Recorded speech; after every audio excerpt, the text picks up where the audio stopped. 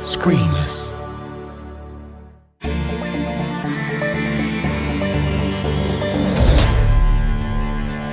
Making a soundtrack. Opening scene and action.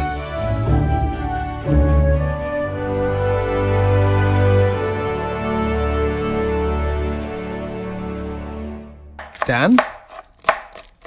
Dan, what are you doing? Oh, hey Gareth. How are you? I'm good. What are you doing? Doing some food prep for today's episode. Got some carrots, a little bit of cucumber, some peppers. Lots of different coloured peppers because obviously, you got to eat the rainbow. Oh. Right. There will now be an intermission while Gareth explains to Dan what today's episode is about.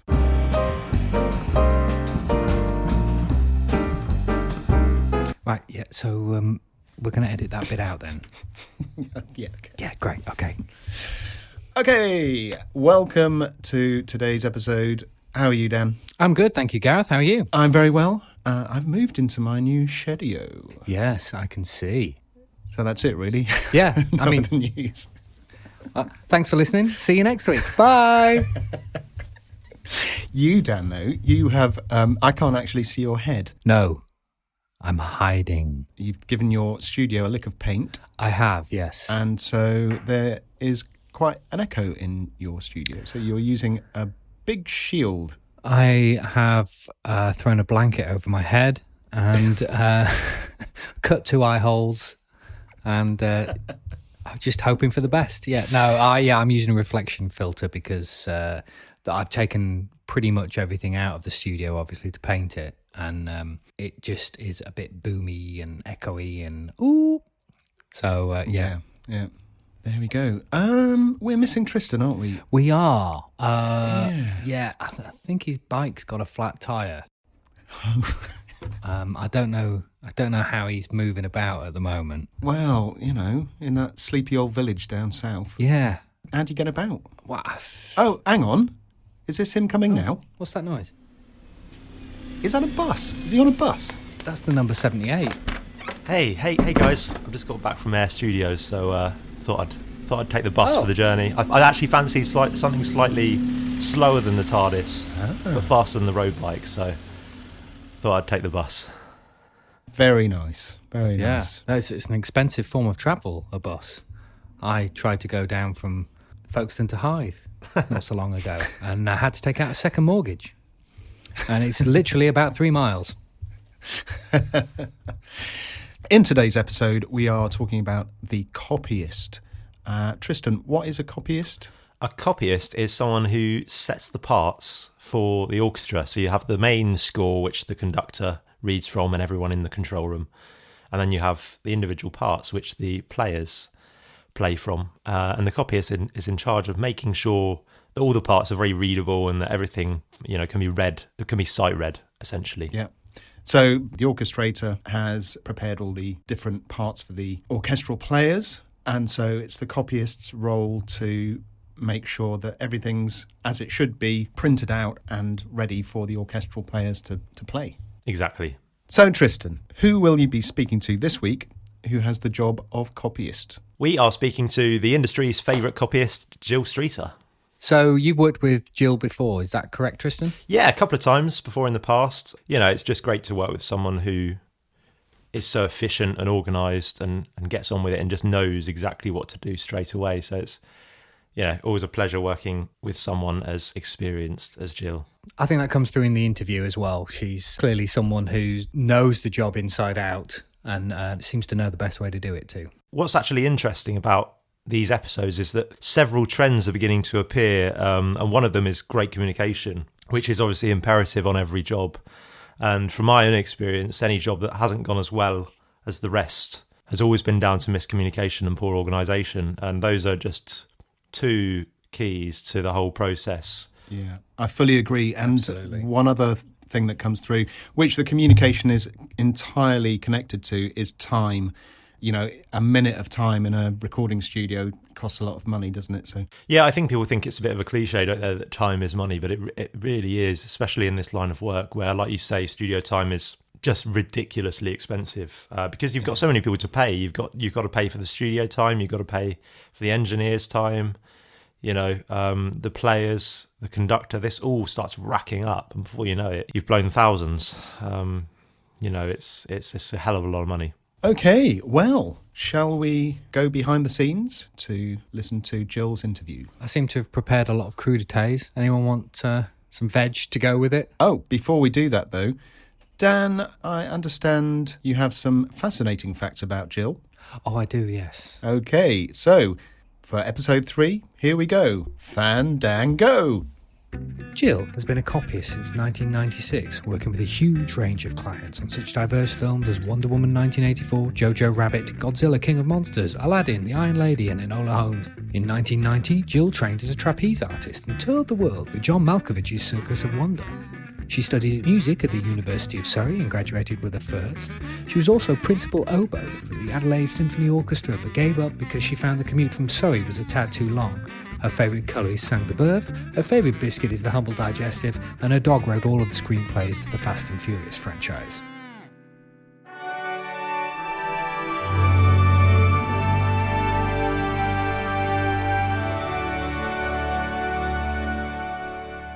Hi Jill, thank you very much for joining us today. There really is nobody better in the kind of copying line of work in our industry to ask than you. So thank you so much for joining us today. It's a pleasure. I hope I say something useful and intelligent. Oh, we're really looking forward to chatting to you, so it's a real pleasure.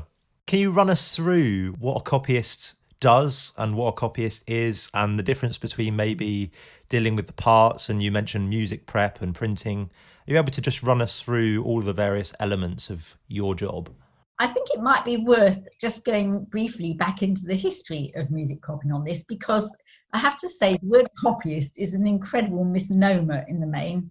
I have a colleague called Vic Fraser who's in his 80s now. Now, when he began, he literally did copy, because he used to work in the Timpan Alley area of London, and they all used to gather in a big communal room, all the copyists, music copyists, and there'd be a chief copyist who would literally hand copy out, pen and ink, manuscript paper, the main part, and he would hand it back, and then they would copy it.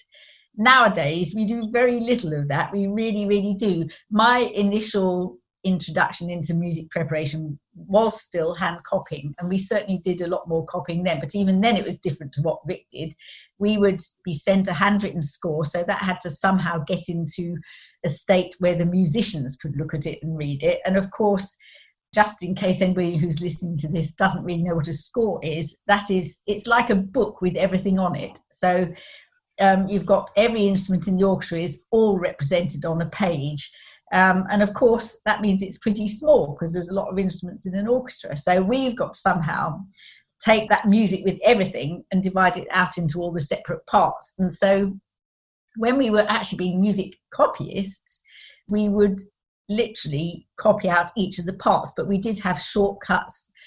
We would do what were called skeleton parts, where we would copy out, say the horns might have a nice little chunk where they're all unison, so we would put that tune in, give them all that, and then we'd leave gaps for the bits where they were different, and then we would do photocopies, because at least we did have photocopying machines, and then we would actually then fill in the other parts. So it was sort of like a halfway house, really.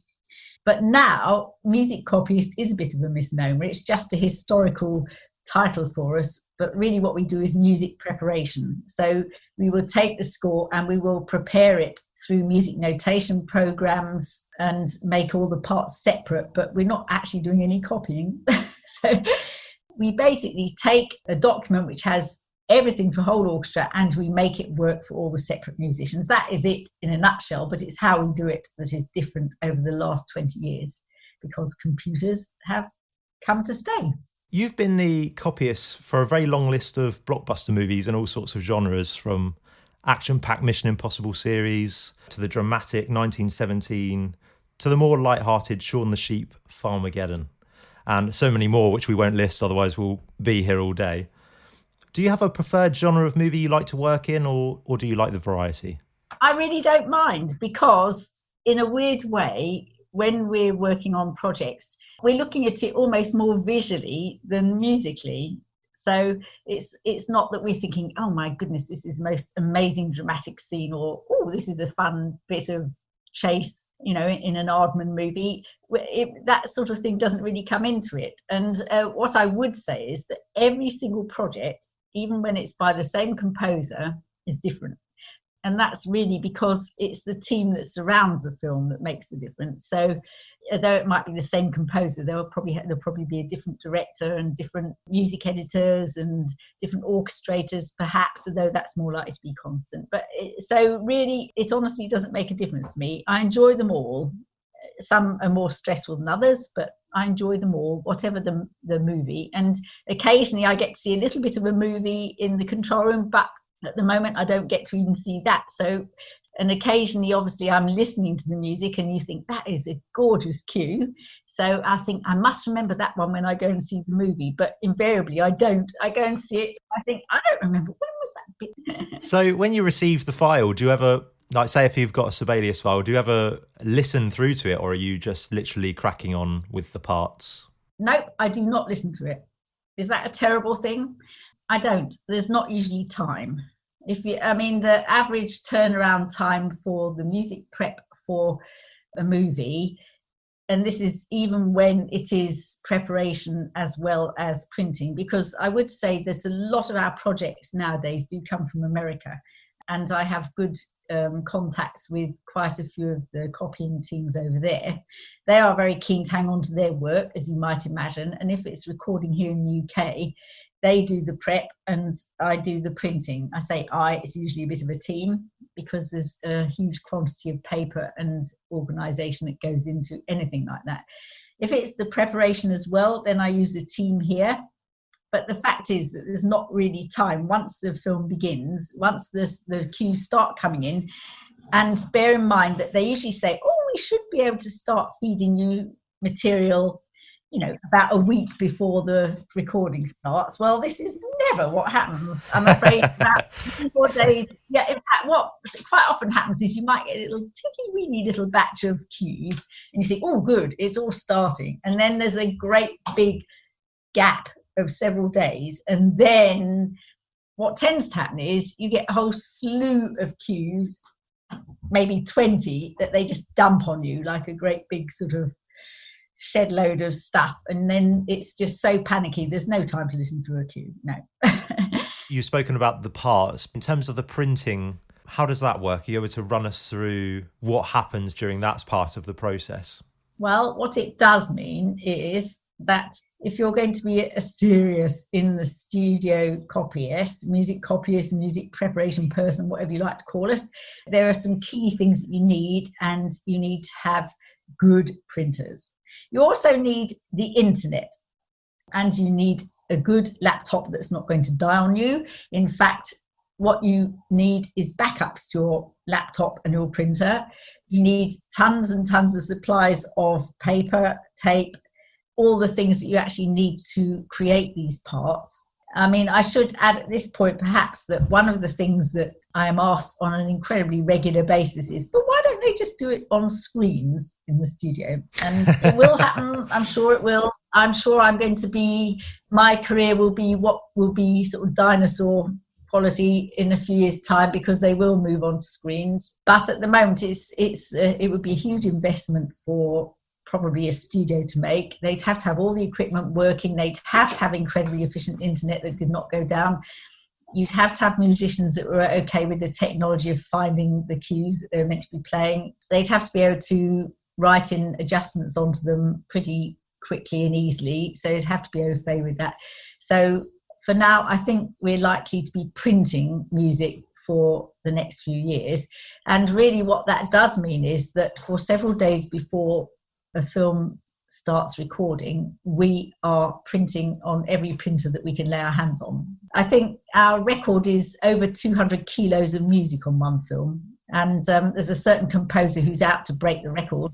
I won't say who, but every film am I going to break the record? That is madness. That really is crazy. And very often we end up having to send a lot of this music out say it's a film that's, they're being paid for in the States, the legal obligation is that we have to supply hard copy of the film. This is changing quite rapidly, I have to say, and I think that the coronavirus is going to really change things quite a bit, in that it's becoming less sensible to start shipping off box loads of germ-ridden music back to the States. What I did do this last week is, after a film, I actually had to scan all the orchestral changes in the parts. And that was quite tedious, to be honest. I can imagine. That doesn't sound like too much fun at all. No, it isn't. But I think it would still work out massively more economic than shipping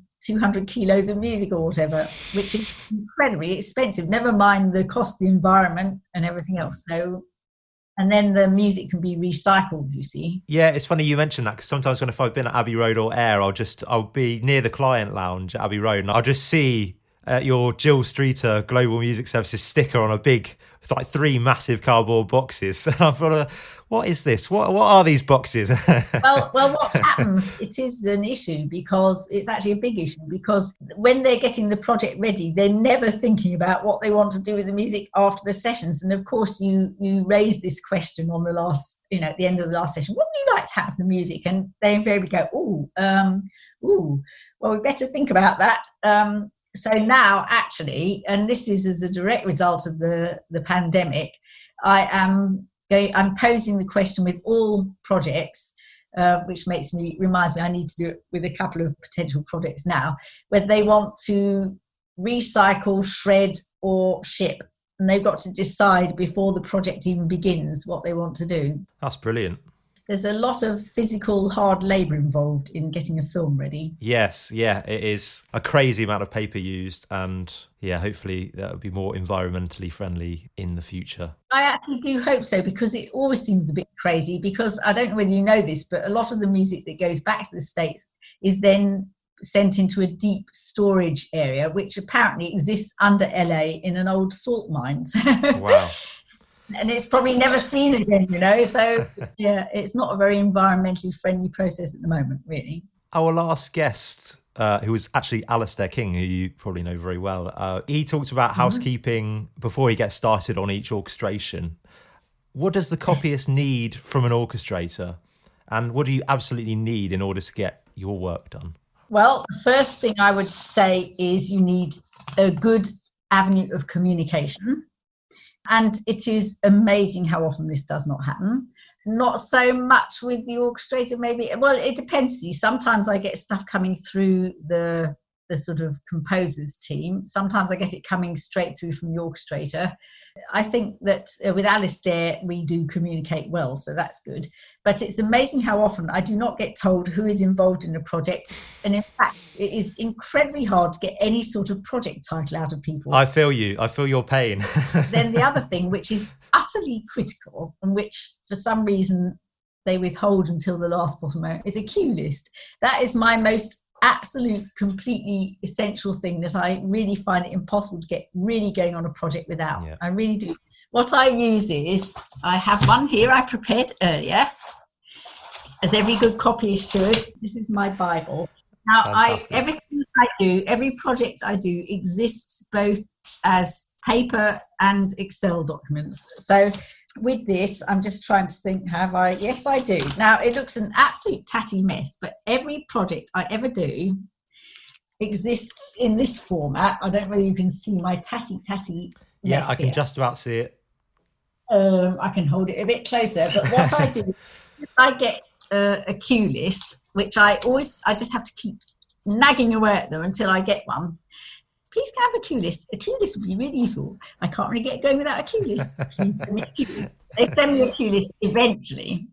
And the first thing I do is this book is very, very good because it's an ongoing changing document, because I don't really can see. It's got these things so you can take the pages in and out and add pages, take and everything. It's utterly invaluable.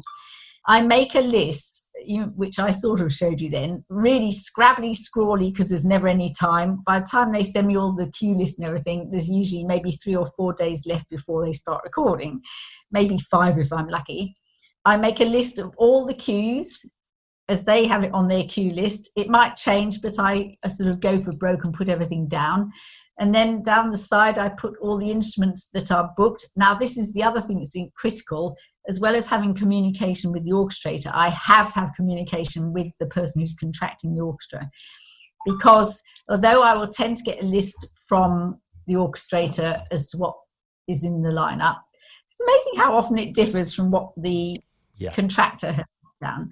And also, they're usually a little bit sort of lacking in giving me the details, such as perhaps as a double of an instrument which you might not expect. Say maybe the trumpet suddenly doubles flugelhorn or something like that, or certainly the flutes might have a variety of instruments with them, and they haven't mentioned any of those. So I'm then in constant communication with the contractor and with the orchestrator.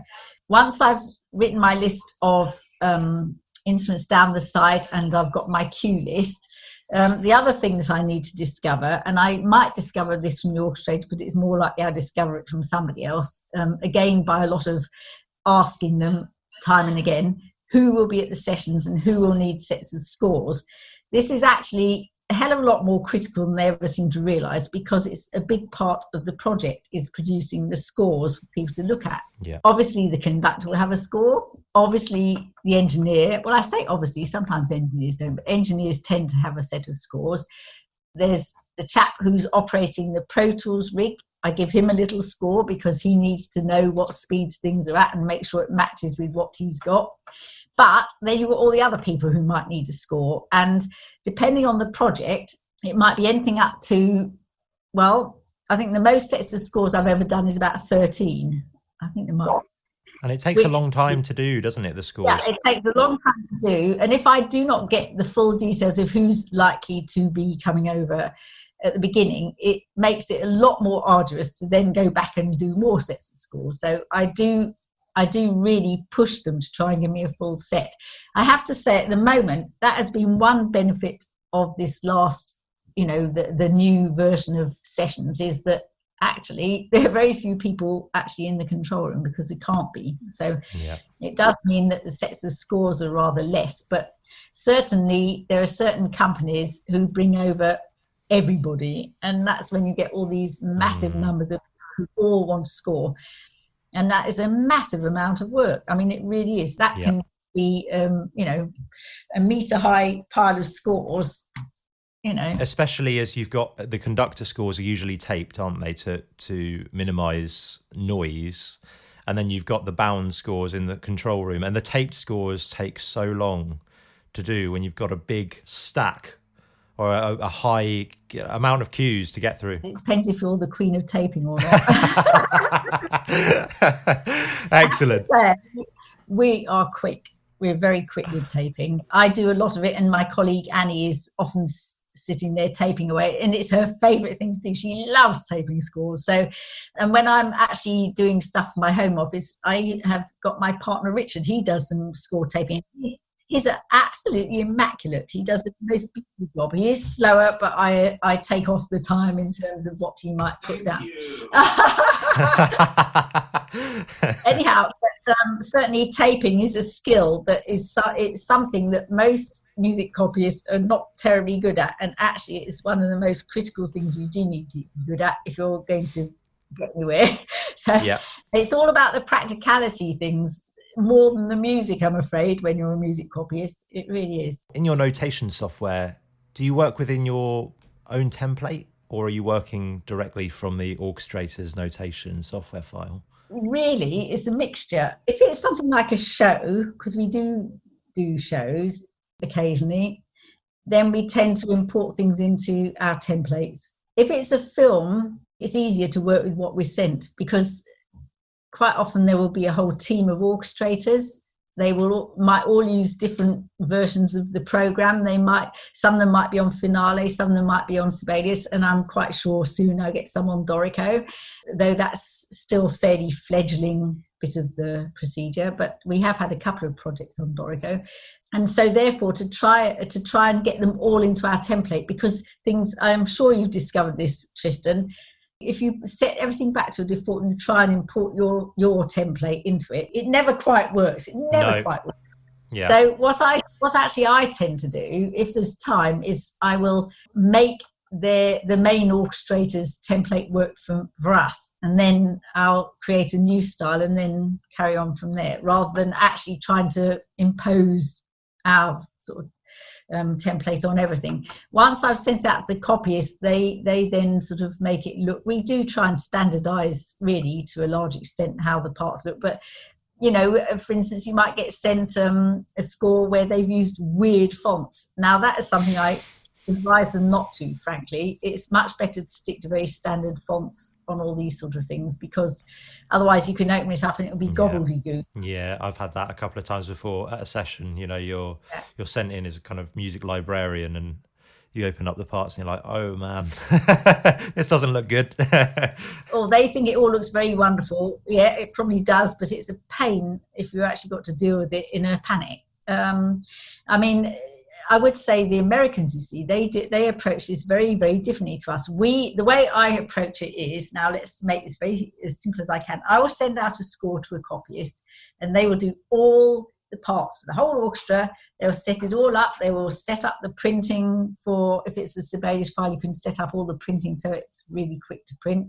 Or they will certainly always do a set of PDFs, because everybody wants them now, and they'll send it back. In America, because they're working in an office setup, they actually tend to effectively do what we used to do all those years ago, and all the parts are separate still.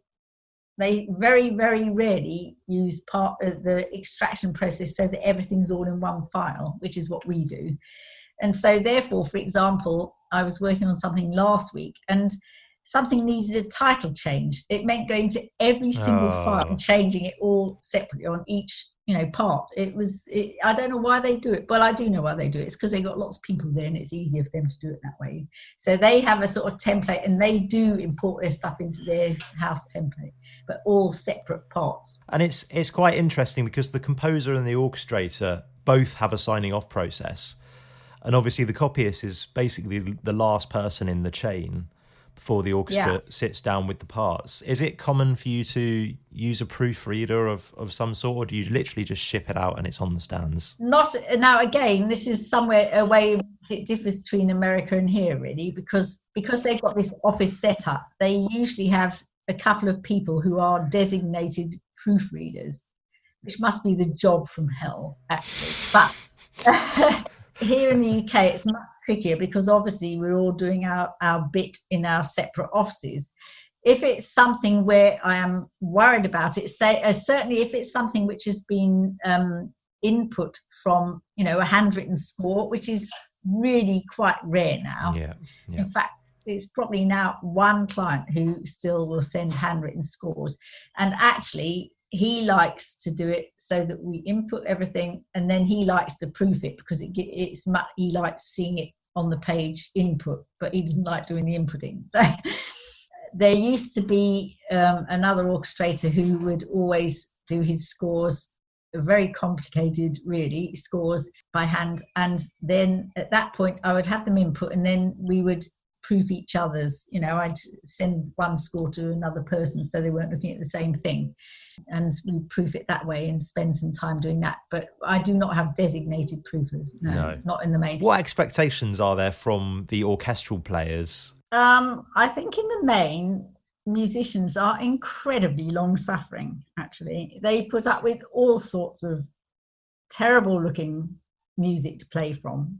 But I have expectations of what it should look like on their behalf. So my main gripe with a lot of the stuff which I see scattered around studios and things is that in the main, people do not think about how hard it is for the musicians seeing it from a distance. They're sort of like this or whatever. And they're several feet away from the stand. And unfortunately, a lot of the defaults for Sibelius are really set up for classical templates and performances and pieces. And the thing with the recording is they have one chance to get it down, and maybe two if they're lucky.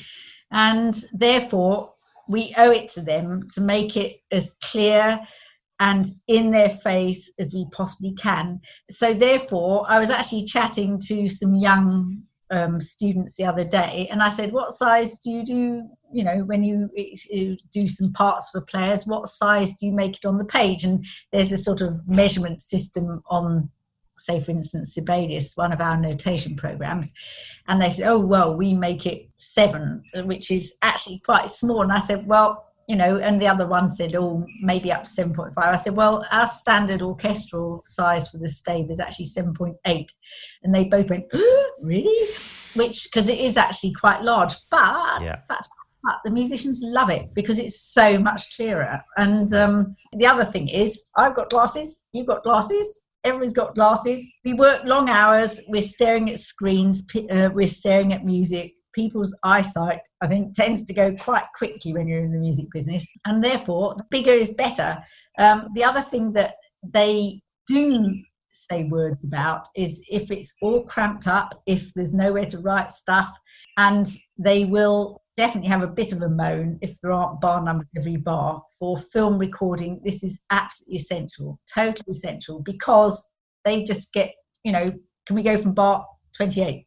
If it's in the middle of some horrible mass of bars with no bar numbers, they've got to go.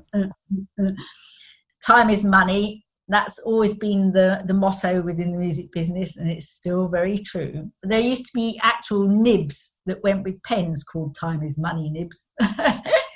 But actually, within a recording session, each minute that is wasted is a lot of money. So the clearer we can make things for them, the better.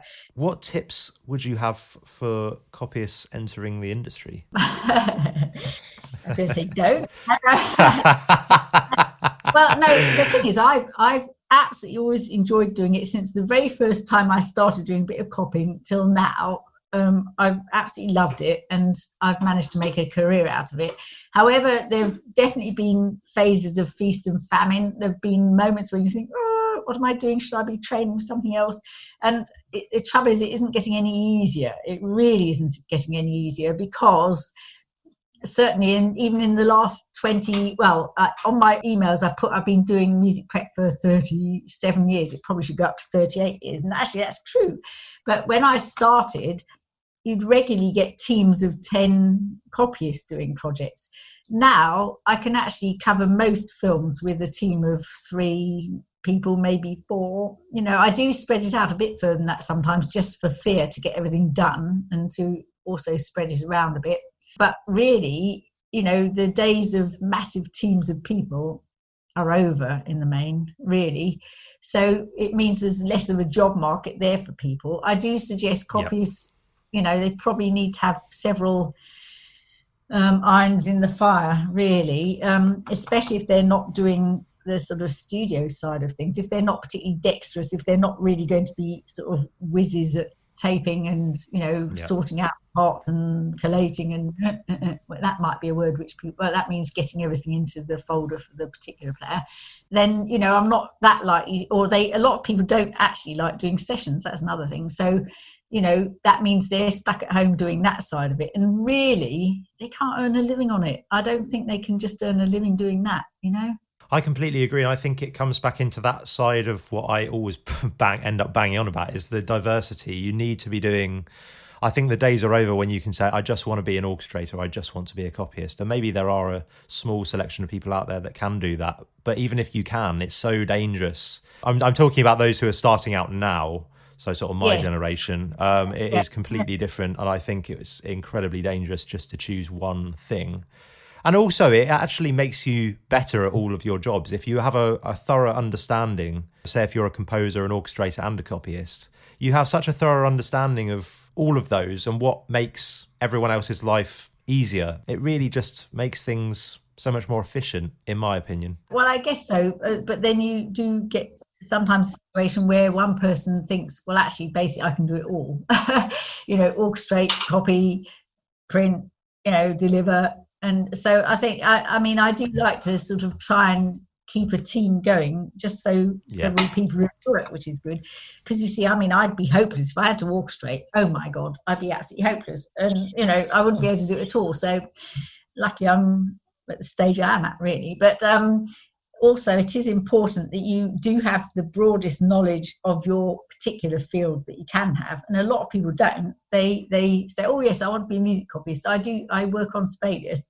Is that, where's the work, but there are other programs too, and also people they often do not know much beyond the surface layer of the program, and that's not acceptable either. They need to delve into it. So Jill, thank you so much for joining us today. It's been just a huge pleasure, and we're lucky to have you. So thank you very much. I've loved it. It's great. And I didn't feel like I was doing an exam, so that's good.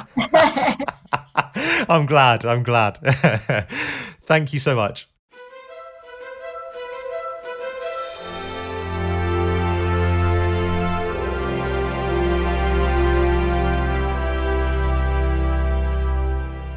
So yet another fantastic insight into the orchestral recording process.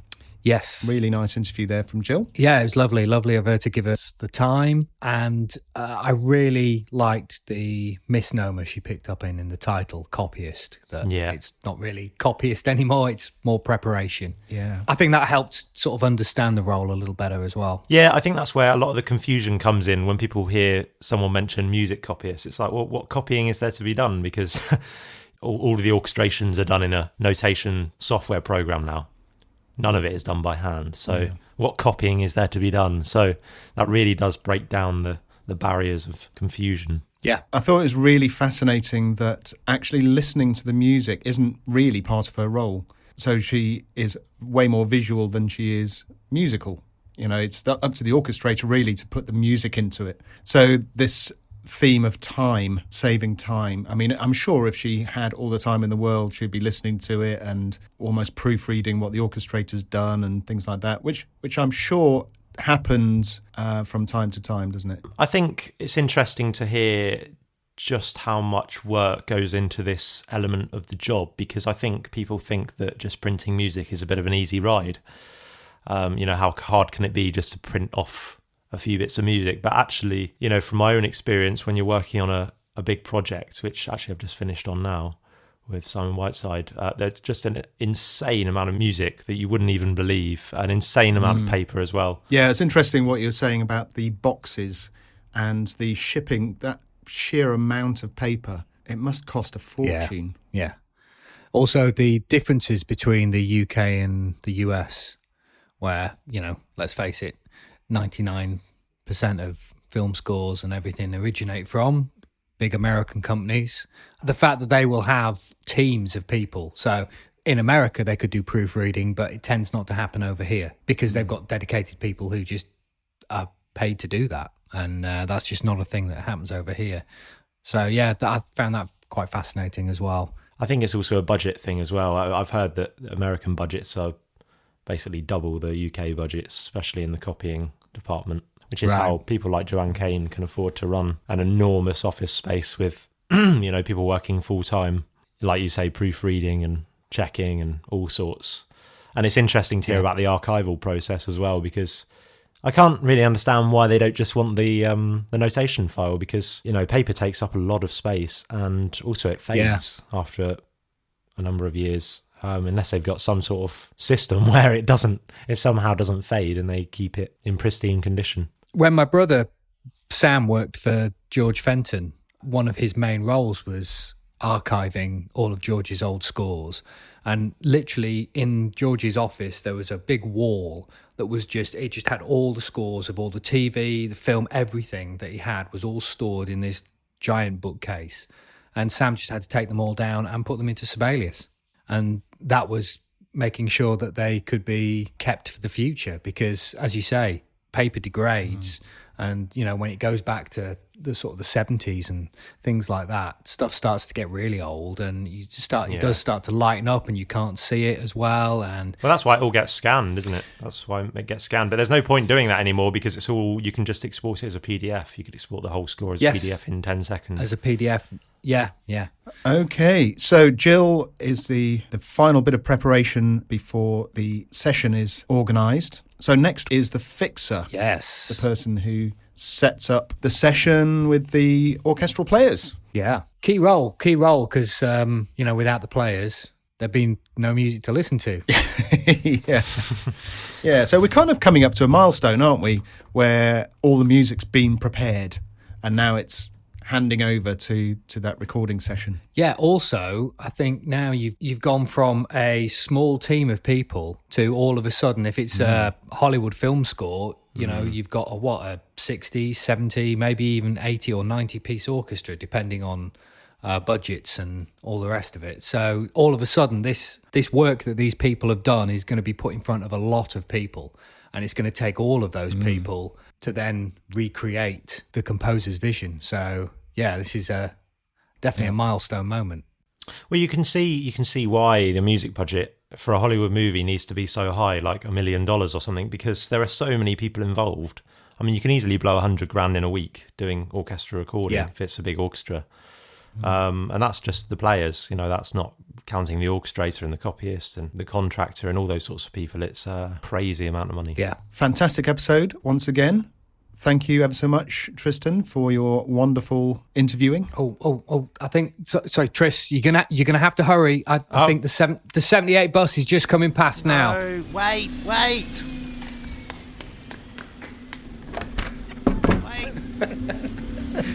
So, Dan, is that a wrap? It's a wrap. There you go. Back to chopping your carrots. That's a wrap. How do you find us? Makingasoundtrack.com will tell you all you need to know. Links to the podcast, social media links, and there's information about us too. If you're enjoying the podcast, it would make our day if you could give us a positive rating or review. And if you enjoyed this episode, hit that share button and recommend it to someone else. We'll see you next time for the Fixer episode. The Fixer. Bye-bye. Bye.